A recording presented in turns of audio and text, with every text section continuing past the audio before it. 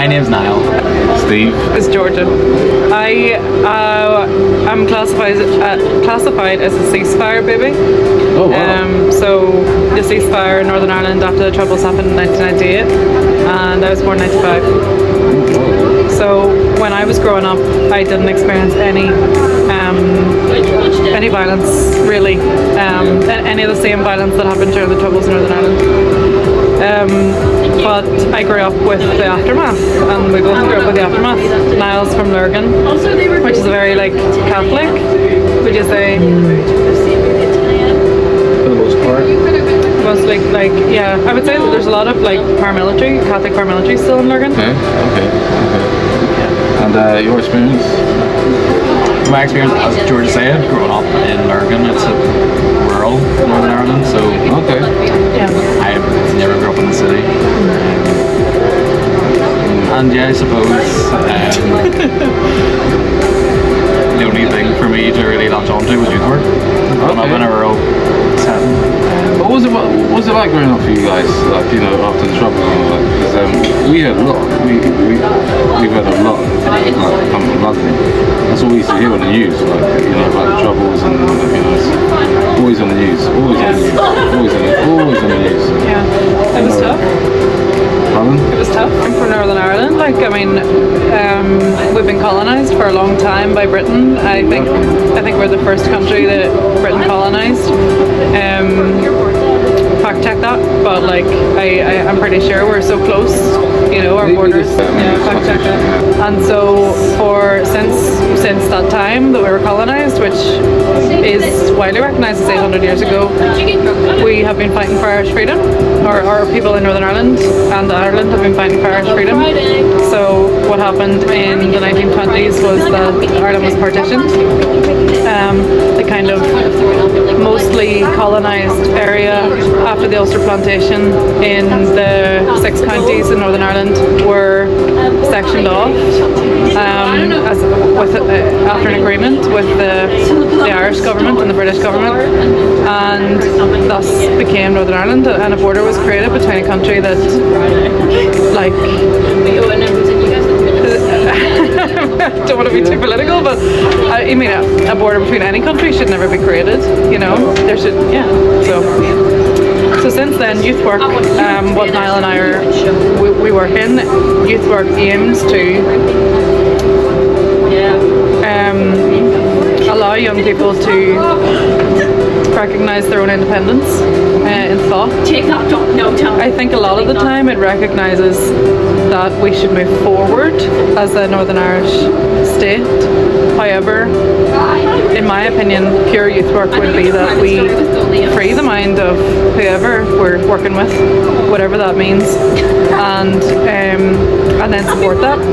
Youth work is all about good relations. It's a term that we use in Northern Ireland, good relations, and that is the kind of merriment and the what would you say, yeah. I've had a lot of distrust, I suppose. Yeah. My latter years in life, I think we need to be paying more attention to the actual native understanding of Catholics and the native understanding of Protestants. It's not even religious anymore. It's to do with Irish and British culture. So what Niall and I do is actually very kind of convoluted and intense and difficult, and we are together on that, which is great. But the main premise is that we give young people a voice, no matter what that is, and work towards that. I love that. Yeah, and there's loads to it, but Wait. I love that. No, we're fully aware, trust me. I'm from a place called Kilburn. And Kilburn used to be called, still is called County Kilburn, because all the Irish is in my area.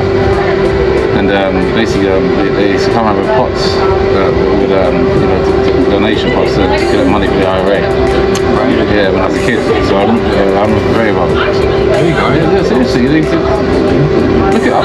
Kilburn, County Kilburn. It's full of Irish. Yeah, it's where all Irish go when they come to London. They were Yeah, it's very very, very Irish. It's well known, very well known. Kilburn.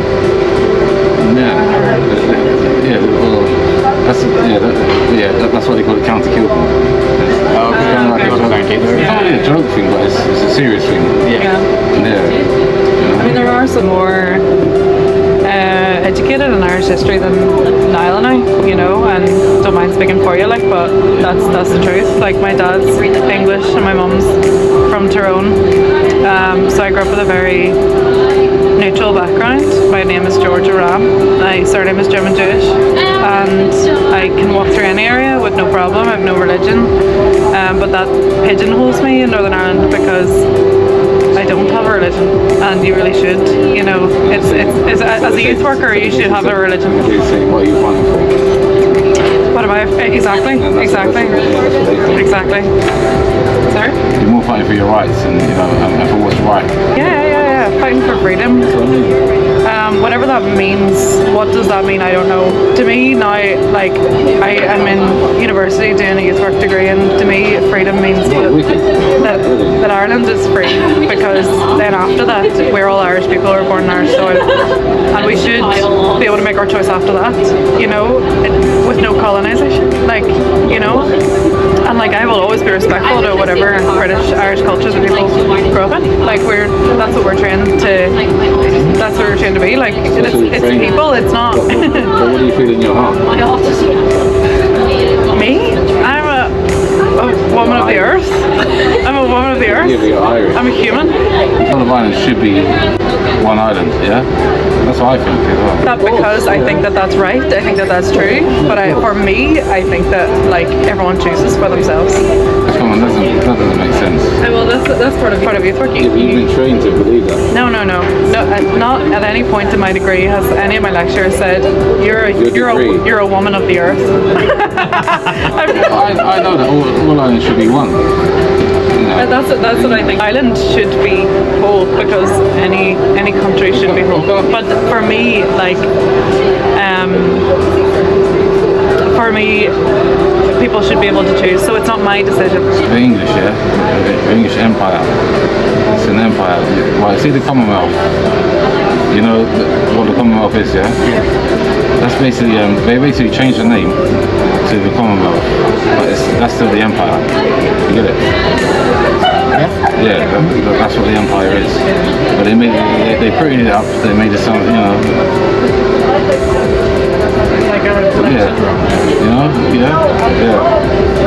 Like a more palatable.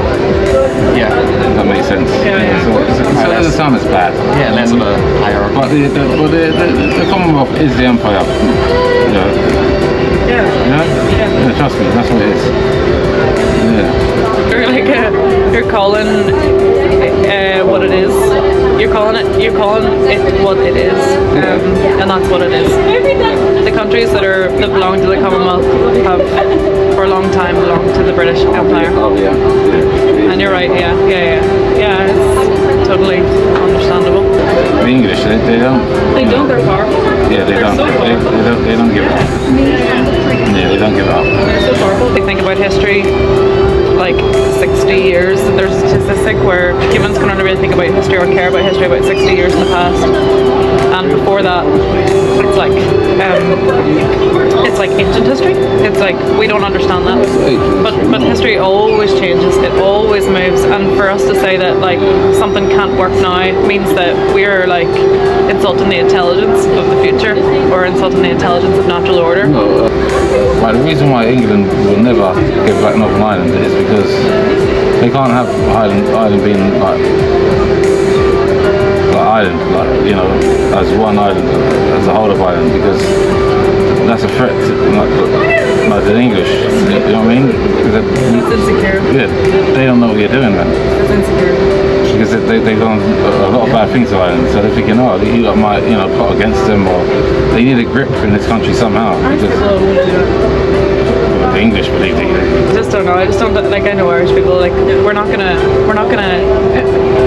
revolve against the British Empire. Like, we will fight for our rights and fight for our freedom. We continue to do that to remain independent. But we're not gonna There's no violence in it.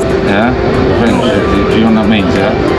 So if the whole of Ireland, if the English as it happened, and you know the whole of Ireland got back together again, obviously they're worried about the repercussions of that. Does that make sense? It makes sense. I just don't know. I don't know about the English. Steve asked me, did I know what revenge meant? Because he said that, you know, I think about, you know. There will be revenge. Oh, thank you very much. There will be revenge. But again, it's the natural order, surely. Exactly. Yes. It's the natural order of history. And it's not going to be everybody. It's not going to be It won't be 9 million people, you know, wanting revenge in the British government.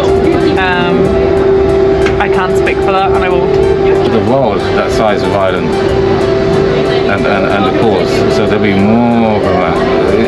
It's too political.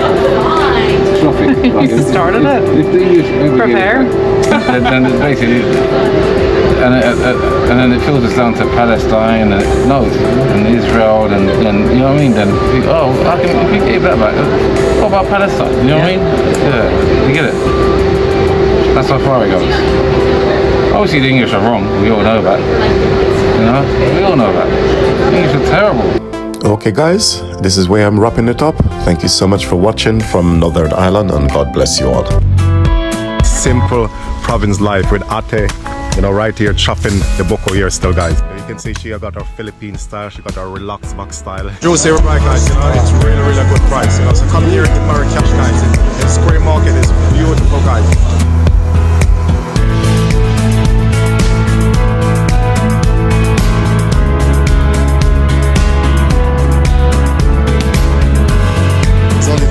Oh, look at the size of them, you know? Yeah, look at the color. You got such amazing color in here. Look at that. You know? Oh, Ate Maserati.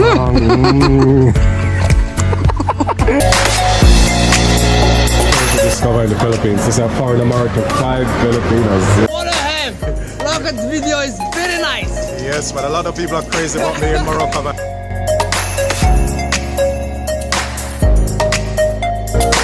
You know, they're so amazed about my height here in Philippines, guys, you know. So I'm very famous in this country.